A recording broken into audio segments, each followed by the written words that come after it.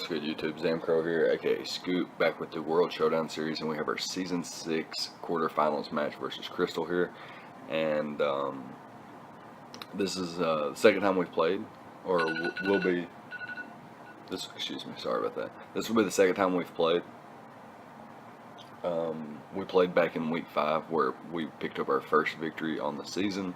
We were able to come away with a solid win in that match. It really came down to a team matchup and prep. I think we both prepped really well, and I just caught him off guard with a set that I don't think he expected, especially using something, with base 100 special attack as setup fodder in Shaman in our last match. I was able to use Mega Gardevoir in a way that really forced my opponent to not only make some hard, aggressive plays of his own, which actually put him further back, and it was a really fun game though. So looking at the squads here, he's got Tapu Koko, Victini, Salamence, Shaman, Cobalion, Mega Beedrill, Xatu, Piloswine, Hitmontop, Blissey, and the Jellicent, where his Z-move users are Salamence, Xatu, and Blissey.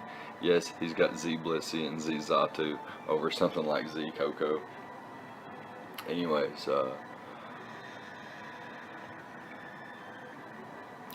we've got Aegislash, Hydreigon, Mega Gardevoir, Terrakion, Licky Licky, Crocodile, Rotom Heat, Dugtrio, Acelgor, Go-Go, and the Lapras. So not too bad of a matchup for either of us.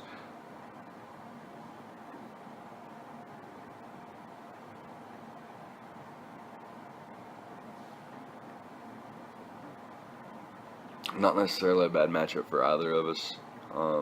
Our Z-move users are Hydreigon and Acelgor, by the way. So we got some nice things versus his squad as well. Acelgor does outpace Tapu Koko, which is really nice. I thought about bringing that. I thought about bringing a completely different approach. I actually built, 2 or 3 squads for this, but ultimately decided that a similar approach to last time would be the best way for us to go about this bout. It definitely paid off last time. I do expect my opponent to prep for it, but at the same time, there's not too much he can do. So, that all being said, well, let's talk about the team just a little bit more. He's got Cobalion, Piloswine, and Blissey as his 3 potential Stealth Rockers. So I felt like if he were to try to lead off rocks, we could counter lead that with our our choice sash, our focus sash Terrakion with close combat. It would be really nice. We could always 2-hit KO Piloswine. We don't have to fear Earthquake because of our sash. Obviously, Earthquake and the Ice Shard could pick us off, but maybe our close combat does enough damage to put him in quick attack range. Also, he could, predict us to switch out, meaning he doesn't try to get his rocks up, or he does try to get his rocks up and he doesn't attack us, leaving our sash intact, and we're able to 2-hit KO him with close combat, as he just gets rocks up and breaks our sash with something like Ice Shard or something. For Cobalion, we risk a speed tie, but at the same time, unless he gets an Iron Head flinch, then it doesn't matter because we are focus sash, and we could get some big nice damage off on Cobalion with close combat. It will 2-hit KO if he's Chople. If he's not Chople, it should drop him. We don't have any attack of it. We'll get more into that in a second. Actually, let's go ahead and get into that. So we've got Aegislash. It's just a standard defensive variant, sort of standard. We've got max HP, quite a bit of defense investment, just a little bit of special defense investment with a careful nature. Kind of balances out the EVs there. With King Shield, to prevent things from attacking us. It also drops potential attack stats such as Victini, Salamence, Cobalion, and the Mega Beedrill. All of those are being noteworthy. And then we've got Shadow Claw. It also, King Shield also allows us to scout for things like Victini. If it wants to lock itself into a certain move, then we can switch around that accordingly. And then we've got Shadow Claw. It's pretty much neutral versus an entire squad, and super effective versus Victini, Xatu, and the Jellicent. And his only resistance or immunity being the Blissey.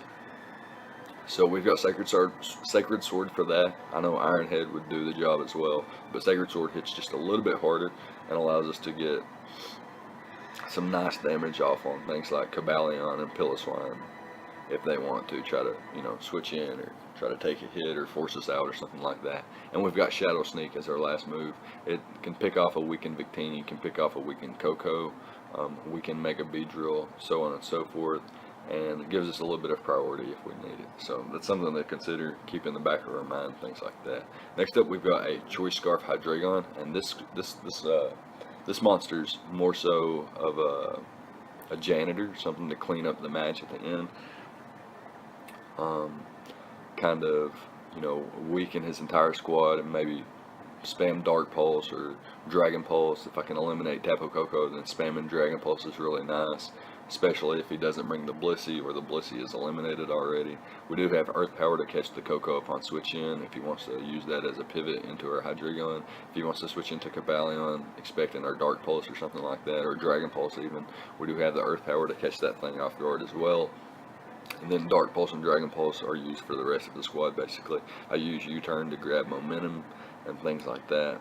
I don't necessarily want to lock myself into something while he's still got all of his potential checks to Hydreigon. I would like to scout, see what he's going to use as his initial switch in, try to beat it down a little bit, and then, open up holes for the late game Hydreigon. Could be really, really nice set.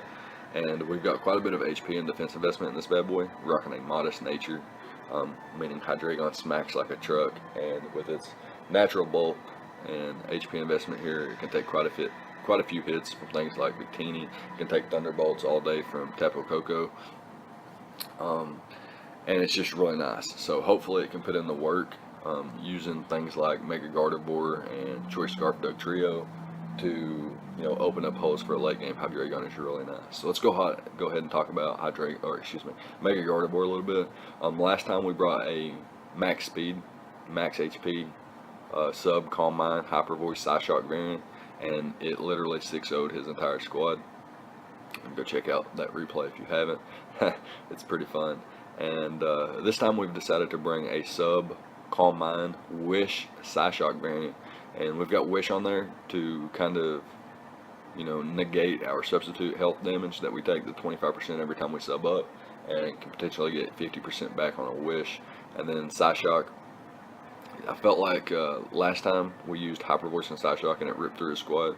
And I think that even without Hyper Voice last time, we would have been able to rip through his squad. So I decided not to bring Hyper Voice this time and just keep the Psyshock on there. I know Victini looks like a hard counter, hard check, but unless Victini itself is very invested or some sort of setup variant itself, then it can't really, it has to click.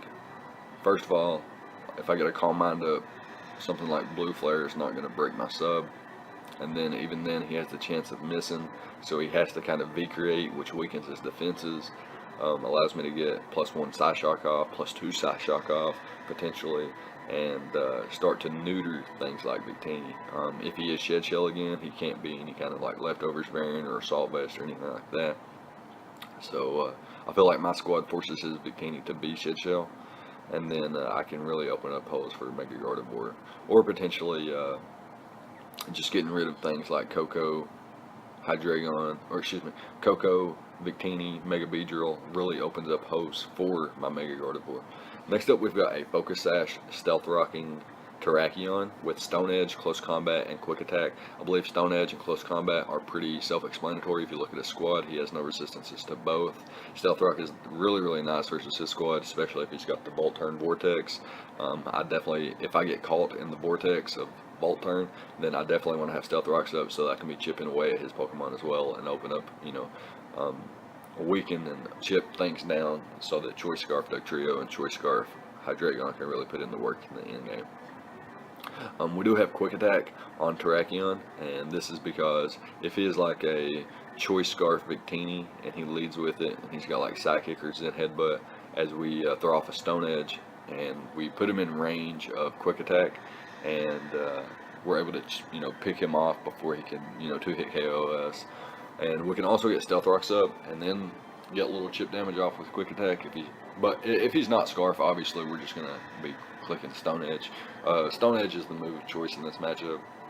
He doesn't have an immunity, and he doesn't have many resistances outside of Crawdaunts, which gets blown back by close combat as well. We are max HP, so that we can take quite a few hits from things like U-turn from Victini, or U-turn from Tapu Koko, U-turn from Mega Beedrill, Poison Jab from Mega Beedrill even. It's really nice to just, you know, be able to have max HP on Terrakion and take quite a few hits that you wouldn't normally expect Terrakion to be taken as well. And then next up we've got Licky Licky, which is a Wish Protect variant. Again, for longevity, more of a defensive variant here.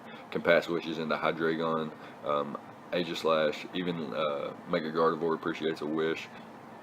And then our two moves of choice are Ice Beam, hits the Salamence and Shaman decently well, and then Earthquake there for things like Koko, Mega Beedrill, Victini, Crawdaunts. That's a non-magnetized Crawdaunts, by the way. And yeah, that's going to be the prep. Not too much else to say about it.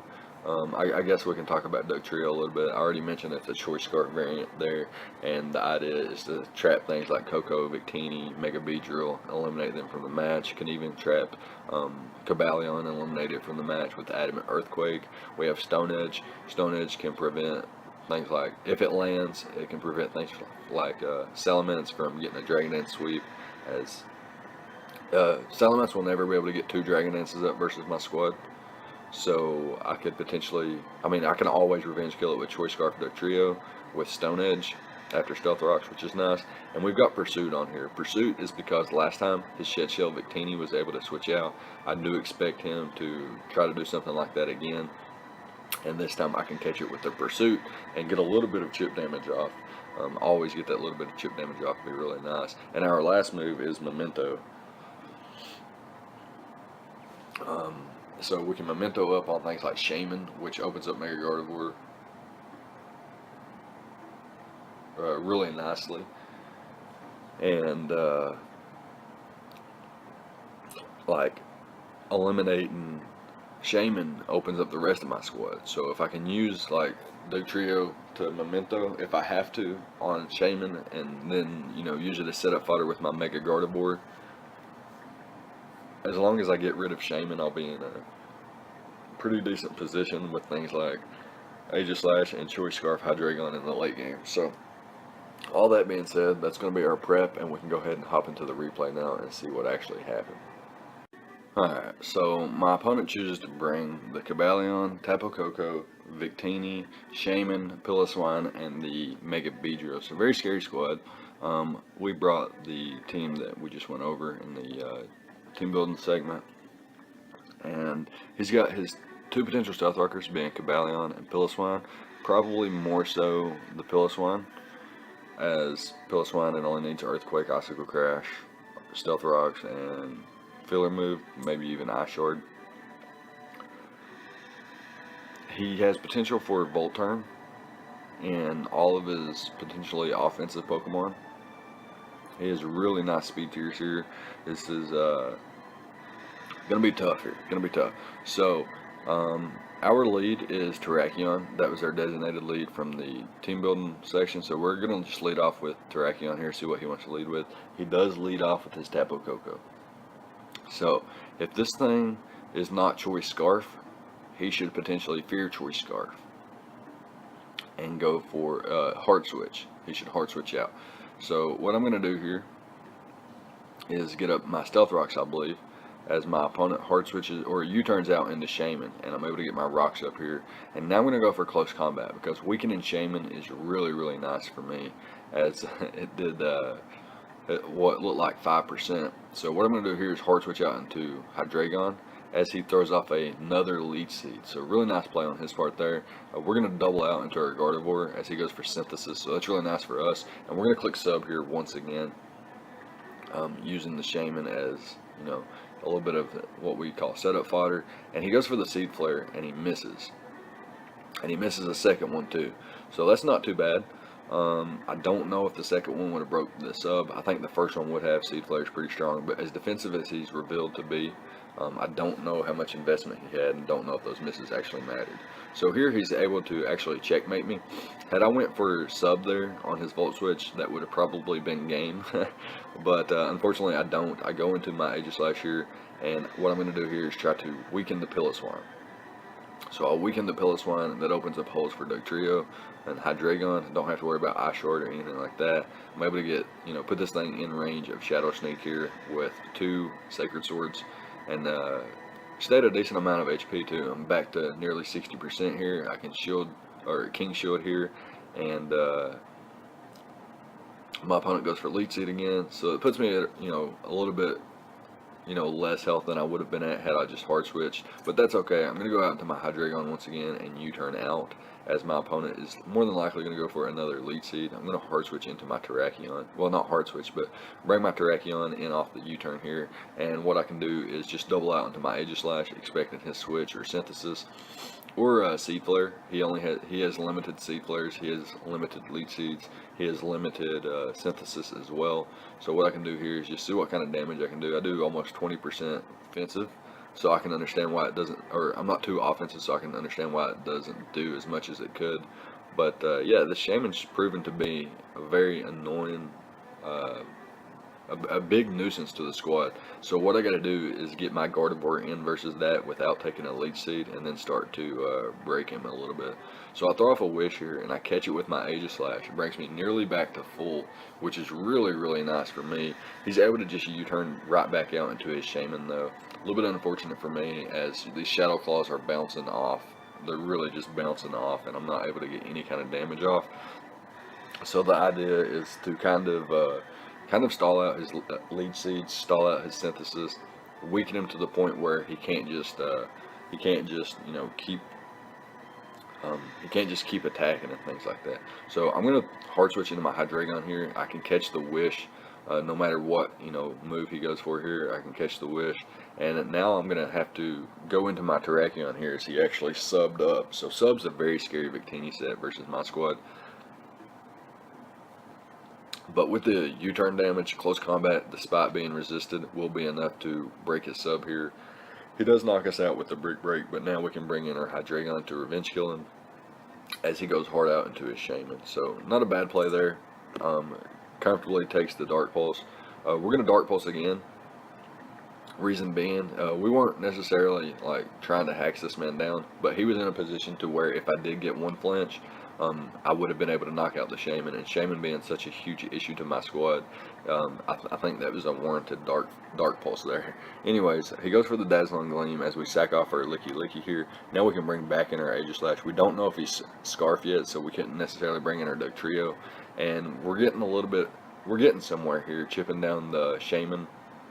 Little by little. I think he does have to Synthesis up here, so we're going to take that as an opportunity to switch into our Mega Gardevoir and see what he wants to go for here. So we're going to click Wish on the first turn, as we can click Sub here and get our Wish back. We could have also clicked Calm Mind, but Sub was better in case he went for Leech, as he did go for Leech there, and what we're able to do is Calm Mind up on this turn.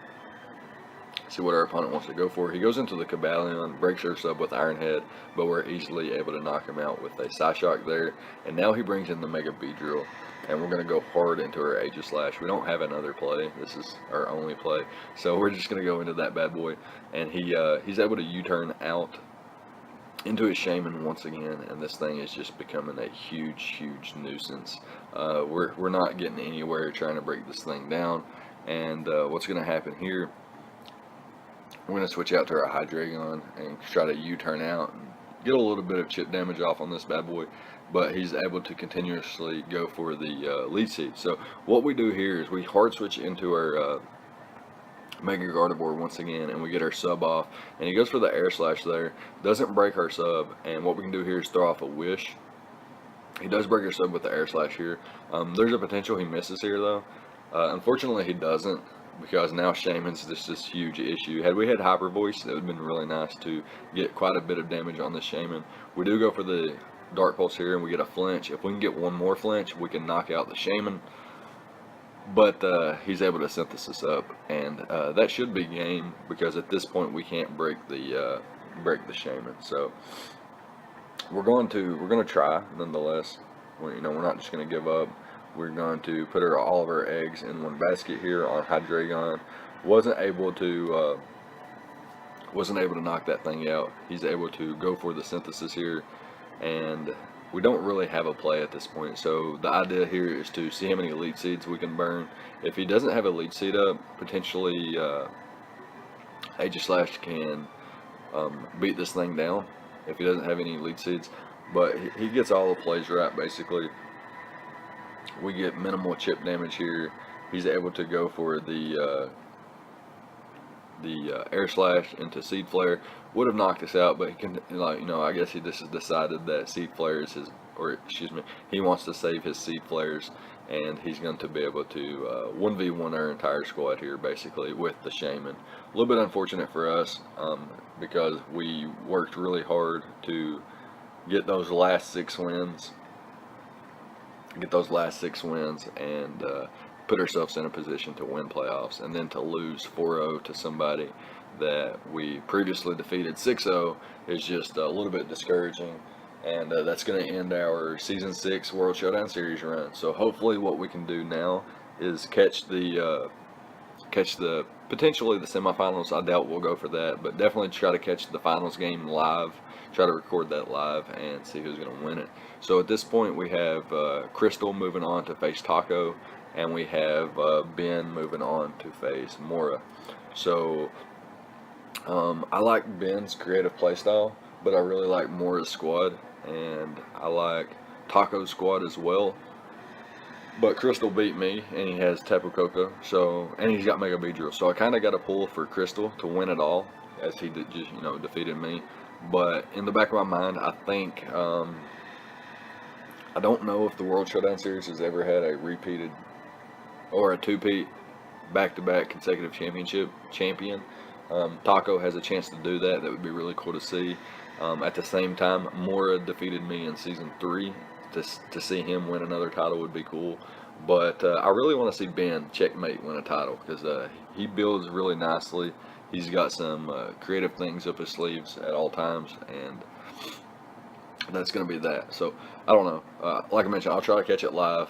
But it's going to be a good game to Crystal. Let me know what you guys thought about their prep and the plays on both sides of the field. Leave a like, comment, and subscribe, all the good stuff. And I'll see you guys next time. Thank you for watching.